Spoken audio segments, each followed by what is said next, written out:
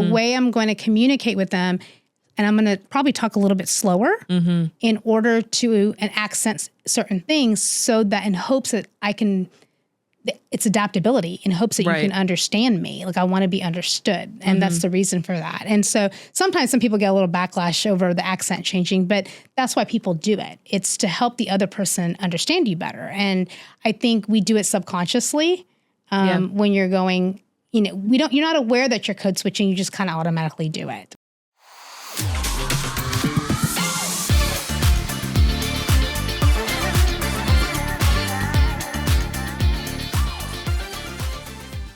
So, Taryn, today we're talking about the bilingual dilemma. Okay. So the bilingual dilemma is how we can communicate with people whose first language is not English. And so let me ask you, as a bilingual person, talk to me a little bit about your background. And we've discussed about the bilingual dilemma you had when you first arrived in the United States. Yeah, well, people probably don't know a whole lot about my background, but I'm born in the United States, but I lived overseas for many years, and I lived in Thailand. And so I guess one of the dilemmas that I had, and I traveled back and forth between the countries, over the years that I was there. But when I moved back to the States, sure, there were some dilemmas and some areas of communication that were a challenge, and, things that we would do differently there versus here. And part of it is like maybe even making eye contact is one of them. Like there are things in certain cultures and there that you don't always make eye contact, for example, with your elders. And I was talking to you about this too. Like one thing is if you're crossing in front of an elder, you're trying to stoop lower because the head has where we house our wisdom. And so you never want to walk higher than your elder. So there's a lot of different things about cultures, and there are things that we don't know about others' cultures and where they're from. And so I think when you have all of those different lenses, as we've talked about in another episode, and experiences, it also, plays into our communication, our day-to-day communication. Yeah. So one of the first dilemmas that bilingual people, especially, and when I say bilingual, I'm bilingual, but English is my primary language. Yeah, same. So when I talk about bilingual, I really mean people whose primary language is not English. It may be secondary or tertiary. Yeah. So one of the issues they have is they actually think in their mother tongue, but they're trying to talk to you in real time in English. So they're literally translating as they think in another language. Yeah. And so what happens is, as English speakers, we might find it difficult to understand, but what we need to be aware of is they're probably thinking in German or thinking in Chinese or thinking in another language while they're trying to communicate in English in real time, what's processing in their mind. Yeah. For me, I think, English is my first language, but when I lived overseas, I was operating a lot of the time as a translator. And so I often was thinking in Thai, not my first language is English. And so for me, you're constantly thinking off the cuff and translating everything immediately because I thought that way. I thought in Thai. I told you I even had dreams in Thai. Like my world was Thai. My world wasn't English all the time. It was with my parents, but my world was consumed with another language and another culture. Yeah. So I also remember like even my parents where my dad would be like, oh, what's the English word for that? And so I think when you're trying to translate in real time, you're trying to think of is there a word for that? Because I think me and you talked about this, how English lacks adjectives. Yeah. And so when you're trying to explain something that's very specific, it seems like I have to find 4 or 5 different words. It's kind of like this and it's kind of like this in English to help somebody understand or explain what it means in another language. Yeah. I think back on different times where I was translating, and even if you were just to translate something like word for word, that wasn't enough to get the point across. And so a lot of times you're looking for other words to use to build more of a context and more of a picture for those that are listening. And I think sometimes that it's necessary, and English lacks a lot of that. It just does. Like you can be so descriptive, and you might have different inflections in your voice, and a lot of different languages are more tonal than English. And with English, you might emphasize something with how loud you get or your facial expressions, but or emojis.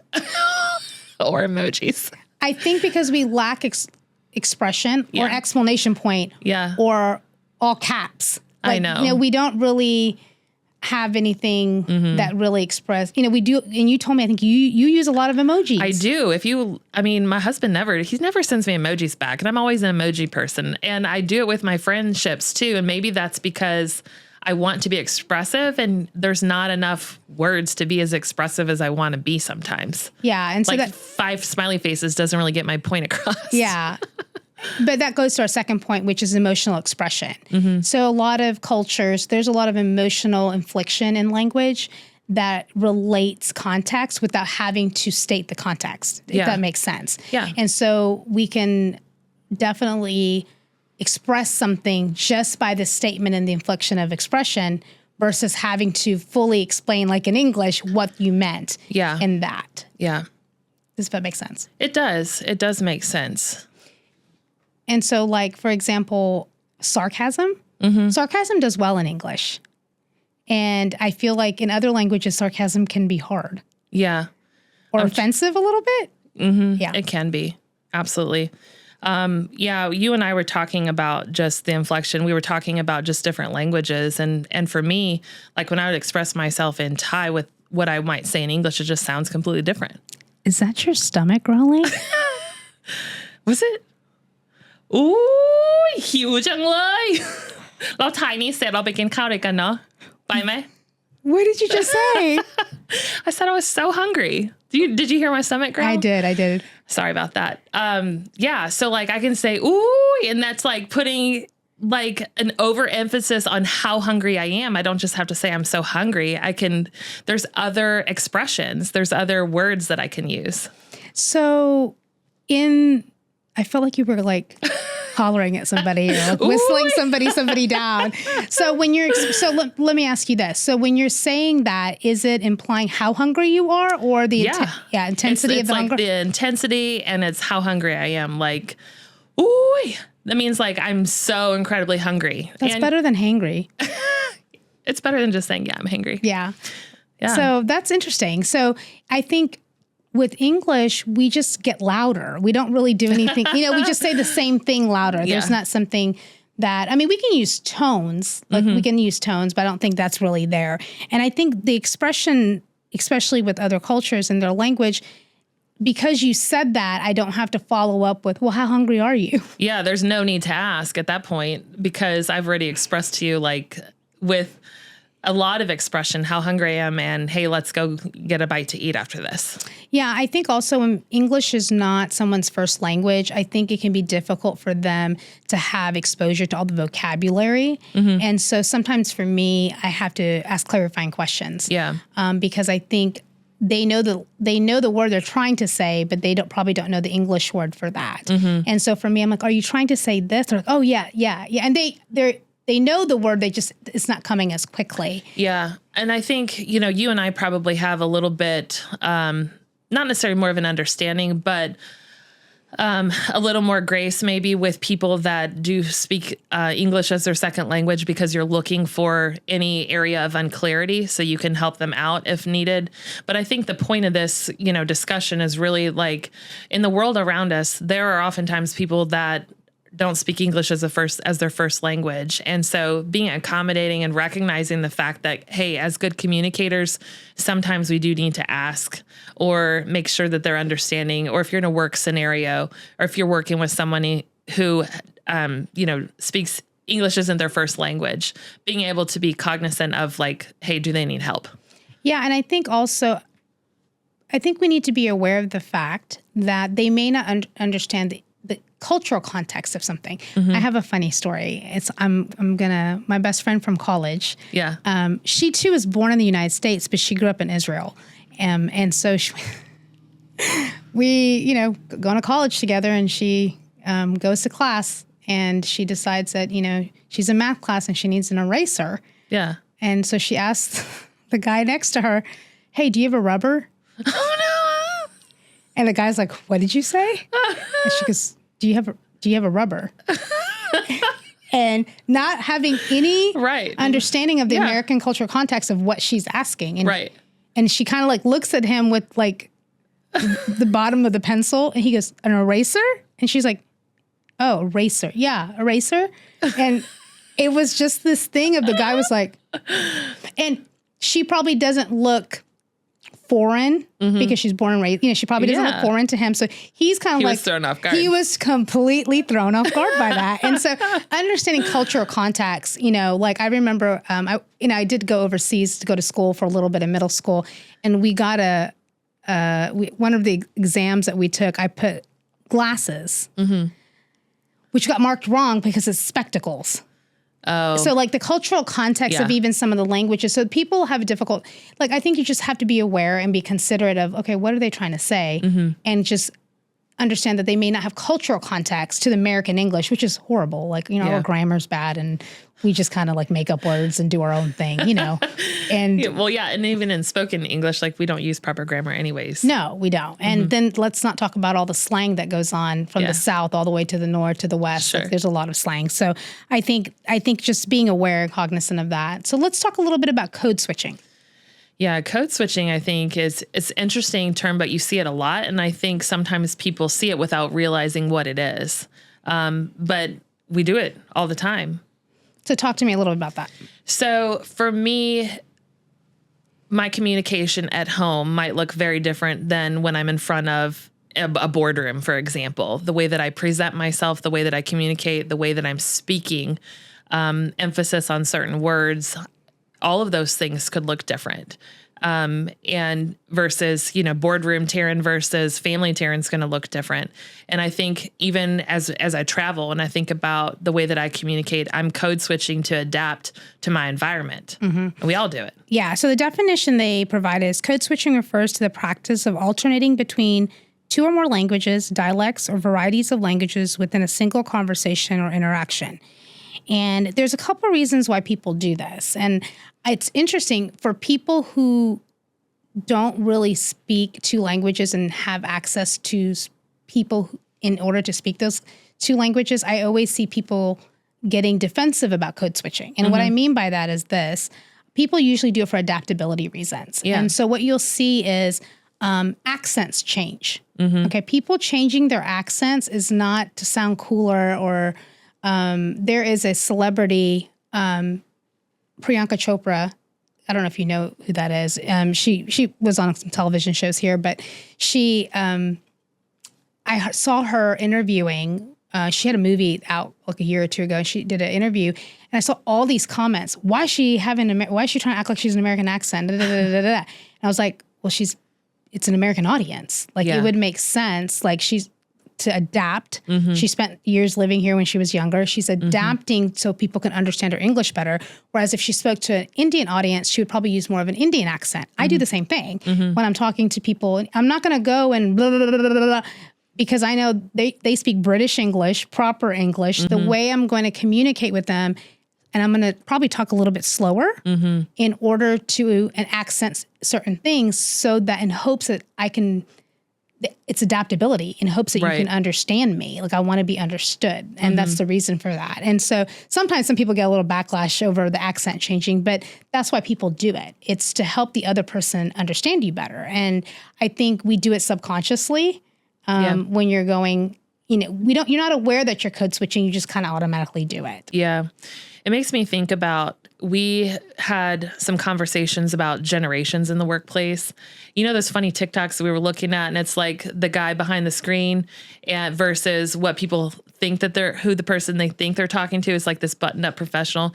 And sometimes we do that though, whether it's online or in the workplace, is we code switch because you don't necessarily want your professional circle of people seeing you all chilled out on the couch while you're working. You know what I'm saying? And so sometimes there's that type of code switching, even if you're not switching between like a language. Yeah. And I think there's a corporate language and a business self. And, there's a business Julie and a casual Julie and a friends Julie. Like there is different ways I talk to my groups of friends and it's going to look different. And we do it subconsciously and we do it. And I think some people do it, to fit in. Like, hey, I understand you. I understand the language. I understand society and what's going on, and I want to be a part of that. It's a way for people to be inclusive and want people to be like, we understand you. I think really, the point of us talking about this is just bringing awareness, I think, of code switching, but also looking for opportunities to help someone. Like if there is someone that is English isn't their first language, like what can you do to help